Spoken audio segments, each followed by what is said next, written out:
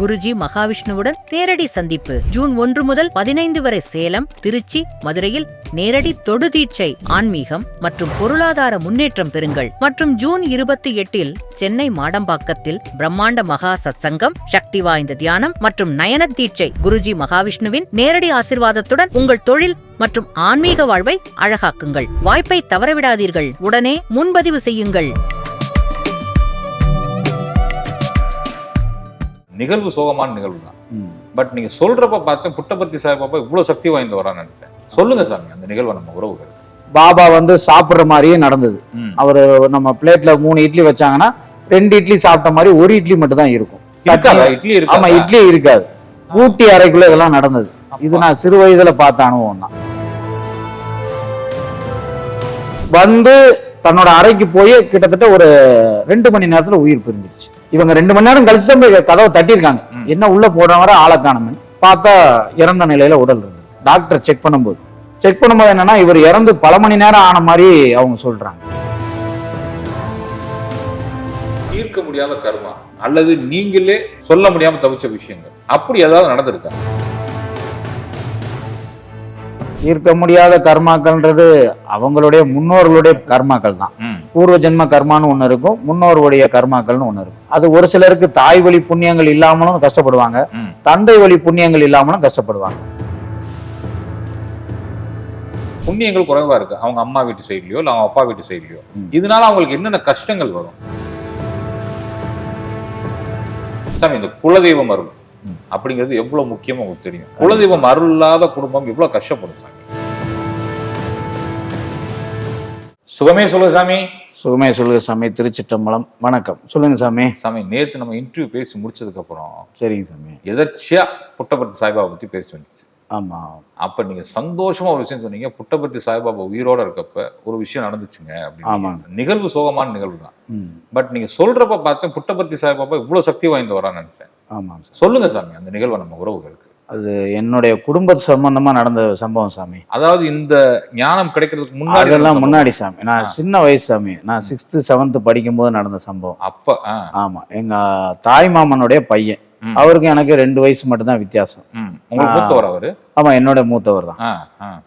அவருடைய பள்ளி பருவத்தில் இருக்கும்போதே அவருக்கு சாய்பாபா மேல ஒரு சின்ன பற்று ஏற்பட்டுருச்சு. யாருக்கு? அந்த பையனுக்கு. டியூஷன் போன இடத்துல டியூஷன் டீச்சர் அவங்க ஒரு சாய்பாபாவோட போட்டோவை கொடுத்து அதை வச்சு பிரேயர் பண்ணுங்கன்னு ஒரு சின்ன படம் தான் கொடுத்துருந்தாங்க. ஓ, அப்போ ஆமா, அதை புக்குக்குள்ளே வச்சு அவர் பிரேயர் பண்ணிட்டே இருந்திருக்காரு. மனசார நினைக்கிறதெல்லாம், அவருக்கு சொன்னதெல்லாம், அவர் மனசுக்குள்ள நினைக்கிற வேண்டுதல்கள்லாம் நடக்க ஆரம்பிக்கும் போது ரொம்ப லோ ஸ்டூடெண்டா இருந்தவர் நல்லா ஹை பர்ஃபார்மன்ஸ் பண்ண ஆரம்பிச்சிட்டாரு. நல்லா படிக்கவும் ஆரம்பிச்சிட்டாரு. அவர் புட்டபர்த்தி சாய்பாபா படம் தான் கொடுத்துருக்காங்க. ஆமா, சாய்பாபா படம் தான் கொடுத்துருக்காங்க. அதுக்கப்புறம் தான் அம்மாட்ட வீட்டுல போட்டோவை கொடுத்து இந்த மாதிரி நான் அந்த பாபாவுக்கு நான் கும்பிடுறேன், எங்க மிஸ் கொடுத்தாங்கன்னு சொல்லி எல்லாத்தையுமே போட்டோ அதுக்கப்புறம் பூஜை அறைக்கு போயிடுச்சு. பூஜை அறைக்கு போனா பூஜை அறையில பூரா போட்டோவுக்கு முன்னாடி விபூதி கொட்டுறது, அதுல இருந்து மோதிரம் வர்றது, அதுக்கப்புறம் நிறைய அதிசயங்களான பொருட்கள்லாம் நிறைய வர ஆரம்பிச்சிச்சு. இவங்க அந்த அறையவே பாபாவுக்கான ஒரு அறையாவே மாத்திட்டாங்க. பாபா தூங்குறதுக்கு ஒரு கட்டில் மாதிரி, அவர் உட்கார்ந்து பேசக்கூடிய இடம் மாதிரி ஒரு சேரு, சின்ன சின்ன உண்மையாவே அந்த ரூமே பூஜை அறையவே ஒரு பெட்ரூமாவே மாத்திட்டாங்க. ஓ, சாமி ரூம்னு சொல்லுவாங்க. சாமி ரூமே அப்படி மாத்திட்டாங்க. பாபா சாப்பிடுற மாதிரியே நடந்தது. அவரு நம்ம பிளேட்ல 3 இட்லி வச்சாங்கன்னா 2 இட்லி சாப்பிட்ட மாதிரி 1 இட்லி மட்டும் தான் இருக்கும். ஆமா, இட்லி இருக்காது. ஊட்டி அறைக்குள்ள இதெல்லாம் நடந்தது. இது நான் சிறு வயதுல பார்த்த அனுபவம் தான். அதுக்கப்புறம் அந்த பெட்டு விரிச்சு வச்சிருந்தாங்கன்னா ஒருத்தர் தூங்கி எழுந்த மாதிரி பெட்டு கலைஞ்சிருக்கும். என்னுடைய மாமாவுடைய பையன், என்னோட அத்தான், அவருடைய உடம்புக்குள்ளே பாபா அவருக்கு தமிழ் மட்டும் தான் தெரியும். பாபா புட்டபர்த்தியில தெலுங்கு தான் பேசுவாங்க. அந்த தெலுங்கு இவருக்கு தெரியாது. ஆனா சில நேரங்களில் தெலுங்கு வார்த்தைகள்ல பேசி உச்சரிச்சு அவரே தன்னை மறந்து அவருடைய ஆன்மா அவருக்குள்ள உடம்புக்குள்ள இருந்தே பேசி, நம்ம இப்ப அருள்வாக்குன்னு சொல்றோம்ல, அது மாதிரி அவர் உயிரோட இருந்த ஒரு ஆன்மா அங்கிருந்து டிராவல் பண்ணி இங்க வர முடிஞ்சது. இங்க இவருடைய உடலுக்குள்ள இருந்து பல பேருக்கு காட்சிகள் நடந்திருக்கு. இந்த சம்பவங்கள்லாம் நான் சொல்ற காலங்கள் ஒரு 95 96 காலங்கள்ல இதெல்லாம் உண்மையிலே நடந்த சம்பவங்கள். நான் சிறு வயதுல பார்த்த அனுபவங்கள். அது போல எங்க வீட்டுக்கு ஒரு போட்டோ கொடுத்து விடுந்தாங்க. அந்த போட்டோல இருந்து அது ஃப்ரேம் பண்ண போட்டோ, அந்த போட்டோக்குள்ள விபூதி கொட்டி இருக்கு இன்னமும். எங்க அம்மா மாலை போட்டாங்கன்னா, பூ போட்டாங்கன்னா அந்த பூ கீழே இறங்கி கீழே தரைய தட்டும். இப்பயுமா? இப்ப இல்ல, இது நான் என்னோட அம்மா உயிரோட இருக்கும்போது நடந்த சம்பவம். அந்த பாபா போட்டோ இப்ப நாங்க எடுத்து உள்ள வச்சுட்டோம். அந்த போட்டோல பூ போட்டிருந்தாங்கன்னா கீழே தரையை வந்து தட்டும். அப்படி அதிசயங்கள் நடக்கும்போது கூட எனக்கு நம்பிக்கை இருந்தது கிடையாது. இப்படி எல்லாம் நடந்த சம்பவங்கள் இருந்தது. ஒரு காலம் போகுது, குறிப்பிட்ட காலம் தாண்டும் போது அவங்களுக்கு எங்களுக்குள்ள உறவுகள் மாறிடுச்சு. எங்க அம்மாவும் எங்க மாமாவும் பேசுறதுல பிரிஞ்சுட்டாங்க. ஒரு கட்டத்துல எங்க மாமா உயிரோட இல்ல, என்னோட 2 வயசு மூத்தவர், அவர் இறந்துட்டாருன்ற ஒரு தகவல் மட்டும் எனக்கு கிடைக்குது. அப்போ நான் வந்து போன் பண்ணி என்னோட தாய் மாமா கிட்ட நான் கேட்கிறேன், இந்த மாதிரி அத்தான் இறந்துட்டதா கேள்விப்பட்டேன், விதி முடிஞ்சது போயிட்டாருன்னு சொல்லிட்டாங்க. சரி, நானும் அதை பத்தி அதுக்கப்புறம் நான் தெரிஞ்சுக்கிடல. அவங்களும் அங்க இல்லாம நேர புட்டபர்த்திக்கே போயிட்டாங்கன்னு சொன்னாங்க. ஏன் புட்டபர்த்திக்கு போனாங்கன்ற சம்பவம் எனக்கு தெரியாது. சில காலம் கழிச்சு தான் எனக்கு இந்த சம்பவங்கள் இதெல்லாம் வந்து எப்பன்னா நான் இந்த சூழ்நிலைக்கு வர்றதுக்கு முன்னாடியே, நான் எனக்கு திருமணத்துக்கு முன்னாடியே நடந்த சம்பவங்கள் தான் இதெல்லாம். அப்ப வந்து இவர் பெங்களூர்ல வேலை பார்த்துக்கிட்டு இருந்தாரு, என்னோட மாமா பையன். அவர் அங்கேயே இறந்துட்டார். அவருக்கு எப்படி இறப்பு ஏற்பட்டதுன்னு தெரியல. ஆனா இறந்த உடலானது இவருடைய ஆன்மா அவர் உள்ள இருந்து அந்த உடலை கொண்டு வந்து இங்க கொண்டு வந்து சேர்த்துட்டாங்க. வீட்டுக்குள்ள வந்தவருக்கு அடையாளம் தெரியல, தன்னோட வீடு இதுதான்ற அளவுக்கு. தன்னுடைய அம்மா சித்தி எல்லாத்தையும் பார்த்து சாதாரணமா வந்த உடனே ரொம்ப பாசமா பேசக்கூடியவரும் அன்னைக்கு ரொம்ப சாதாரணமா வந்துட்டு என்னோட ரூமுக்கு போறேன், என்னோட ரூமை காட்டுங்கன்னு கேட்டிருக்காரு. இங்க வந்துட்டாரா? ஆமா, பெங்களூர்ல இருந்து இங்க வந்துட்டார், தமிழ்நாட்டுக்கு வந்துட்டார். அதாவது இறந்து போன உடல் இங்க பயணம் பண்ணி வந்திருக்கு. வந்து தன்னோட அறைக்கு போய் கிட்டத்தட்ட ஒரு 2 மணி நேரத்துல உயிர் பிரிஞ்சிருச்சு. ஓ, இவங்க 2 மணி நேரம் கழிச்சு தான் போய் கதவை தட்டியிருக்காங்க. என்ன உள்ள போறவரை ஆளை காணும்னு பார்த்தா இறந்த நிலையில உடல் இருந்திருக்கு. டாக்டர் செக் பண்ணும்போது என்னன்னா இவர் இறந்து பல மணி நேரம் ஆன மாதிரி அவங்க சொல்றாங்க. ஆனா அவர் வீட்டுக்கு வந்து 2 மணி நேரம் கழிச்சு தான் ஆஸ்பத்திரிக்கு கூட்டிட்டு போயிருக்காங்க.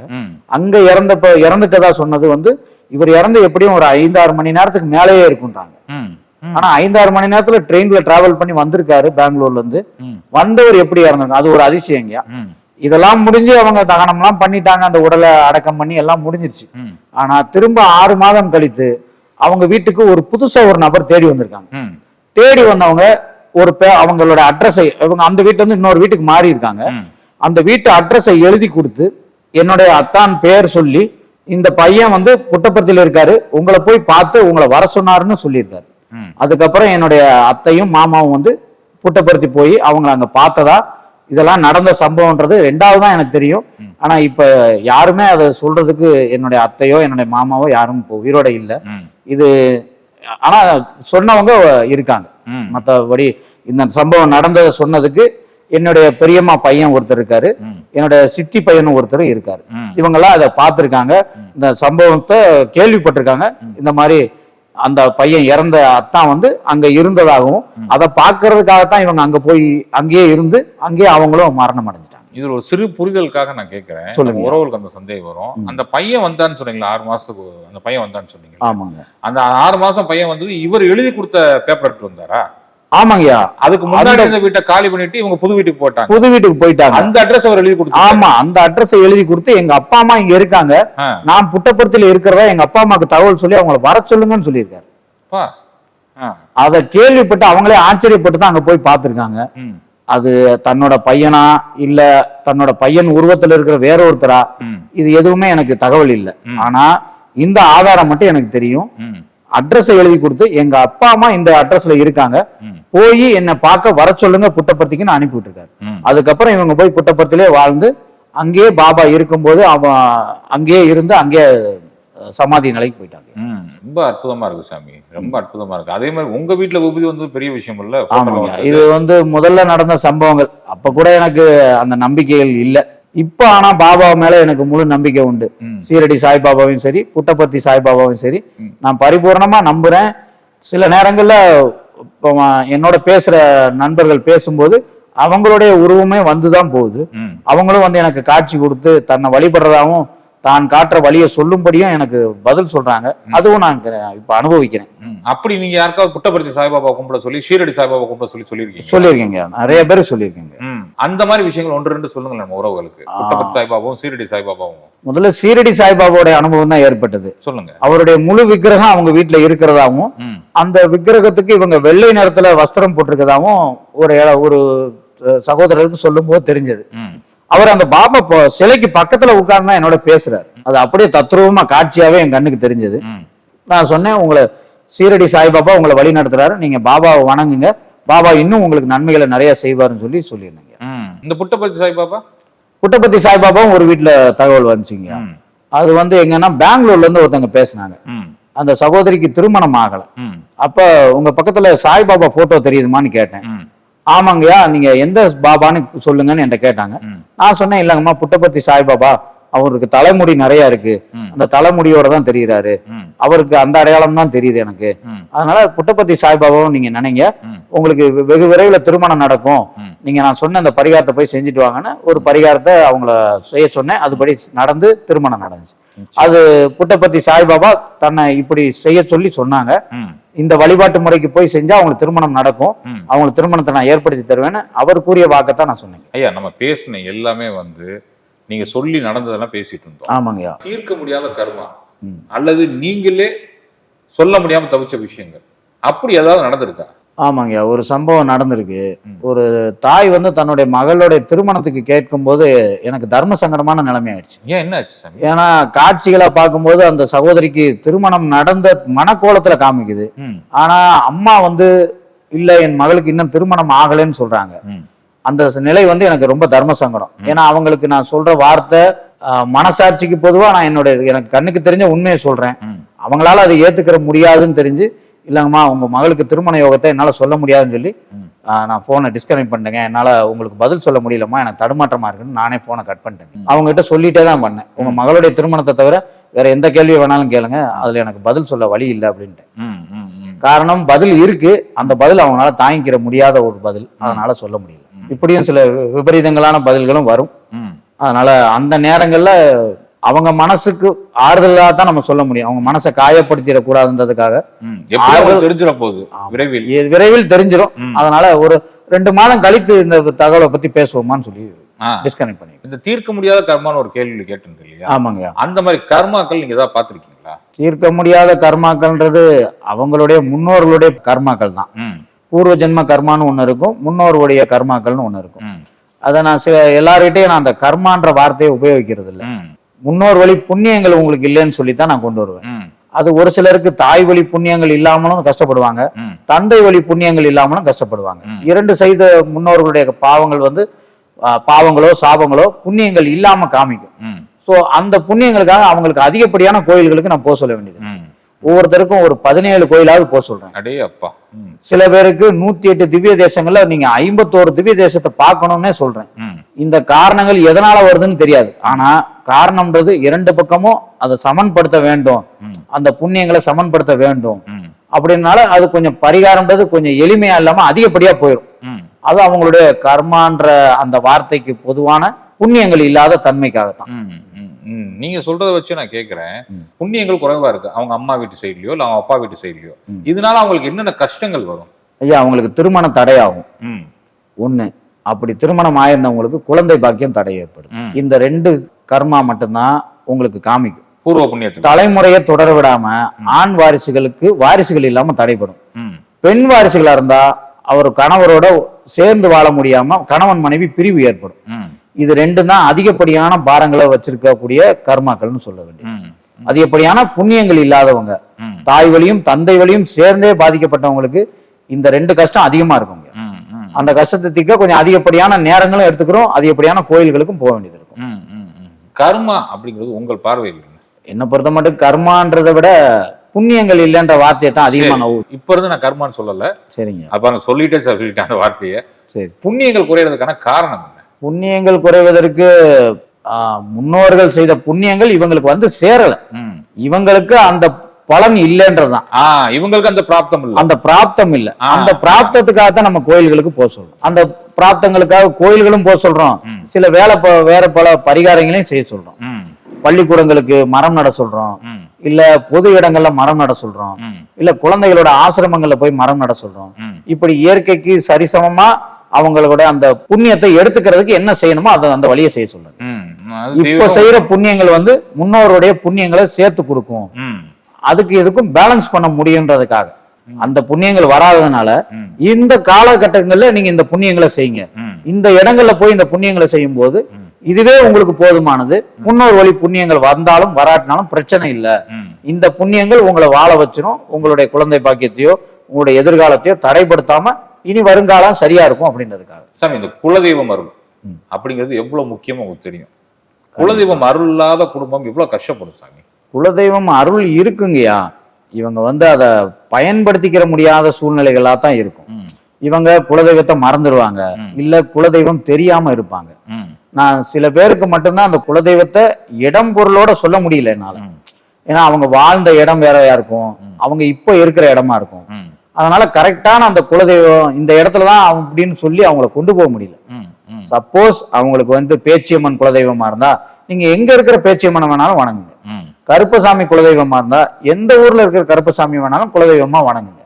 இந்த இடத்துலதான் குலதெய்வம் இருக்குன்றதுக்கு கருப்பசாமி இங்கதான் இருப்பாரு, பேச்சியம்மன் இங்கதான் இருப்பாங்கன்னு ஆதாரம் இல்லைங்களே. எல்லா இடத்துலயும் தெய்வம்ன்றது ஒரு இடத்துல ஒரு நிலையில தான் இருப்பாங்க. எல்லா இடத்துலயும் பொதுவானதான் தெய்வமும். அதனால எல்லா இடங்களையும் தெய்வம் இருக்குன்ற வார்த்தையோட தான். நீங்க அப்படி நம்பிக்கை இல்லைன்னா மதுரை அழகர் கோயில போய் கருப்பசாமியை வணங்குங்க. அப்படி இல்லைன்னா இந்த இடத்துல இருக்கிற பேச்சியம்மனை போய் வணங்குங்க அப்படின்னு ஒரு குறிப்பிட்ட இடத்த சொல்றேன். ஆனா அவங்களுடைய ஆரிஜின் முன்னோருக்கு வழிபட்ட அந்த குலதெய்வம் எங்க இருக்குன்றதுக்கு நான் சொன்னாலும் அவங்க கிட்ட சாட்சி இல்லை, அவங்களுக்கு தெரியாது. நான் சொல்ற அடையாளங்கள் படி போய் அவங்களால கண்டுபிடிக்க முடியாது. அதனால முடிந்த அளவுக்கு கண்டுபிடிக்க முடிஞ்சா கண்டுபிடிச்சு சொல்லிடுங்க. முடியாத பட்சத்துல இல்லைங்க எனக்கு தெரியல, அதுக்கு உங்ககிட்ட பதில் இல்லை, உங்ககிட்ட பதில் வந்தா நாங்க இடத்த கண்டுபிடிச்சு சொல்ல முடியும். இப்ப குலதெய்வம் மறந்தவங்களுக்கு குலதெய்வம் இருக்கிறவங்களுக்கு அவங்க இந்த குலதெய்வத்தை தான் வணங்கிட்டு இருக்காங்கன்றது அவங்க பேசிக்கிட்டு இருக்கும் போது அவங்களுடைய வாரிசுகள் யாருக்காவது அந்த குலதெய்வம் காமிச்சு, யாருக்கு காமிக்குதோ இல்லையோ அவங்க வாரிசுகள் ஆண் வாரிசோ பெண் வாரிசோ அவங்க குழந்தைகளை பத்தி பேசும்போது இந்த பையனுடைய அம்சத்துப்படி உங்க குலதெய்வம் இவர் தான், இந்த குலதெய்வம் தான் உங்க பையனுக்கு அருள் கொடுக்கிறாரு, இந்த குலதெய்வத்தை உங்க பையனை வணங்க சொல்லுங்க, உங்க பொண்ணை வணங்க சொல்லுங்க. காட்சி கொடுக்கறதும் குலதெய்வம் அந்த நேரத்துல காட்சி கொடுப்பாங்க. சம்பந்தப்பட்ட தாய் தந்தையருக்கு காமிக்காம அவங்க வாரிசுகளுக்கு கூட காமிச்சிடலாம். எந்த இடத்துல குலதெய்வம் தனக்கு அருள் புரியுதுன்றது அந்த வாரிசுகளுக்கு மட்டும்தான் தெரியும். அல்லது சம்பந்தப்பட்ட அம்மா அப்பா பேசும்போது அவங்களுக்கே சில நேரங்கள் வந்தாலும் வந்துடும். இல்லங்கம்மா உங்களுக்கு கருப்பசாமி தாமா துணையா இருக்காரு, அவரை நீங்க வணங்குங்கம்மா, அவர் தாமா உங்களுக்கு குலதெய்வம் அப்படின்ற வார்த்தையில வந்துடும். இல்லாத பட்சத்துல வாரிசுகளுக்கு வரும்போது நானே சொல்லிடுவேன். சப்போஸ் அவங்க குலதெய்வம் தெரியலன்னு என்கிட்ட கேள்வி கேட்டா அந்த நேரம் நான் மனதை அடக்கி அவங்க குலதெய்வத்தை கூப்பிட்டா வந்தா குலதெய்வம் இவங்க தான் அவங்க குலதெய்வம் தெரியுறாங்கன்னு சொல்லுவேன். தெரியாத பட்சத்துல இல்லங்கம்மா அவங்க குலதெய்வம் தெரியல எனக்கு, அதனால நீங்க அந்த நேரத்துல யாரை வணங்க சொல்றோமோ அவங்கள வணங்க சொல்லுவேன். குலதெய்வம் இல்லைன்னா உங்களுக்கு யார் காட்சி தோணுதோ அவங்களே நான் காட்சி சொல்லிடுவேன். அவங்க சில நேரங்கள் ஆஞ்சநேயர் கூட காட்சி தெரியலாம், அவரை நீங்க இனிமே குலதெய்வமா வணங்குங்க. அவரை புதன்கிழமை ஆஞ்சநேயரை போய் வணங்குங்கன்னு சொல்லிடுவேன். எல்லாரும் சனிக்கிழமை சொல்லுவாங்க, நீங்க என்ன புதன்கிழமை சொல்றீங்கன்னு என்கிட்ட கேட்பாங்க. அது கேட்பாங்க. அதை கேட்டாலும் நான் புதன்கிழமையே ஆஞ்சநேயரை வணங்குங்க, உங்களுடைய ஆஞ்சநேயர் தன்னை புதன்கிழமை வணங்க சொல்லித்தான் எனக்கு காட்சி வருது, அதனால நீங்க புதன்லயே வணங்குங்க. இப்ப நீங்க சொல்ற இந்த விஷயத்த நம்ம பொதுப்படையா எடுத்துக்கலாமா? நம்ம புதன்கிழமை போய் கும்பிடலாமா? இல்ல அவங்களுக்கு மட்டும் தான் அந்த புதன்கிழமை? இல்ல பொதுப்படையா அது எப்படி எடுத்துக்கிற முடியாது. சம்பந்தப்பட்டவங்களுக்கு மட்டும்தான் அது பொருத்தமா இருக்கும். எல்லாருக்கும் பொதுப்படையான பலனா வராது. எல்லாருடைய விஷயமும் ஒண்ணு போல இல்லையே, எல்லாருக்கும் ஒரே ராசி ஒரே நட்சத்திரம் இல்லையே.